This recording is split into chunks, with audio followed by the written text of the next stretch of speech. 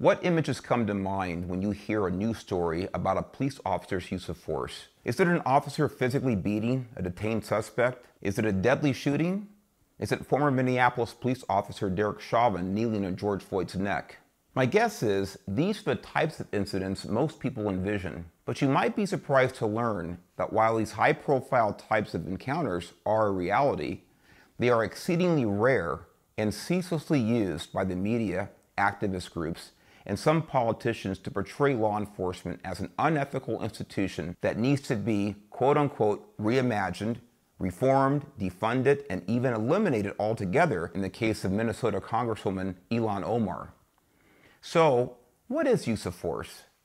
The definition provided by the Police Data Initiative is, quote, the means of compelling compliance or overcoming resistance to an officer's commands in order to protect life or property or to take a person into custody, unquote. Clearly, levels of use of force by an officer can range from exerting light physical force while handcuffing someone who is resisting arrest, to utilizing personal weapons such as hands and feet during a combative encounter, to using tasers or pepper spray when available and practical, and finally resorting to deadly force when fear of death or serious bodily injury to self or another is present. As a retired California Highway Patrol chief and 30-year CHP veteran, I have firsthand practical knowledge about the use of force and how unlikely it is for anyone coming into contact with a law enforcement officer to experience any level of physical force, and particularly deadly force. Let's look at the FBI's most recently available uniform crime reporting numbers. In 2018, police made over 10.3 million arrests in the U.S. Of those 10.3 million arrests,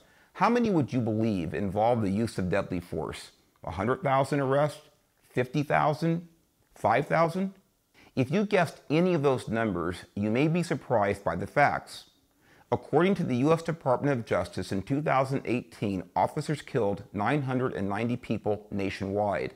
Let's put that in perspective. That's less than 1 in every 10,000 arrests. That equates to a 0.0001% chance of being killed by a police officer if you have contact with one in the first place. In a more recent study from the FBI from January 1st, 2021 to September 30th, 2021, over 60,000 police officers were assaulted nationwide while performing their duties. Of those assaulted, over 18,000 sustained injuries and 59 were killed. At the time this video was produced in the fall of 2022, there had been 184 line-of-duty deaths of police officers across this nation in that year. 50 of those deaths were the result of gunfire alone. If we are to believe those who claim law enforcement officers are over-aggressive, lawless, and often outright murderous, wouldn't we see far more of these assaulted officers using deadly force rather than showing restraint that results in thousands and thousands of injuries to themselves every year? The numbers just don't add up in support of these slanders and libels against cops. There's another inconvenient question for those who accuse police officers of abuses, including murder. Where are all the prosecutions of these supposed criminals in uniform?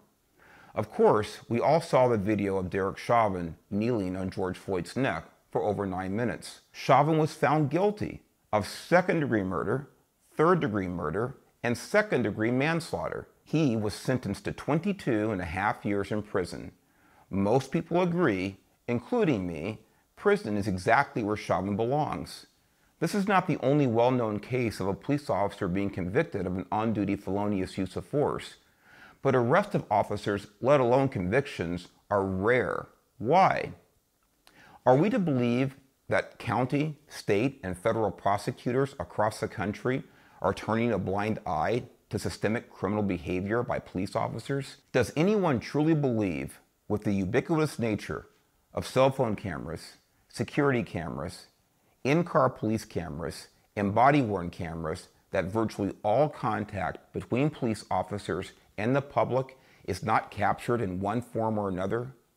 According to Professor Philip Stinson of Bowling Green University, in 2021, 21 police officers were charged with murder or manslaughter from an on-duty incident. With nearly 700,000 police officers in America making over 10 million arrests a year, It seems reasonable to believe we would see far more prosecutions of alleged bad cops if the claims about police officer criminal behavior were even close to being accurate. Do bad cops exist? Of course they do.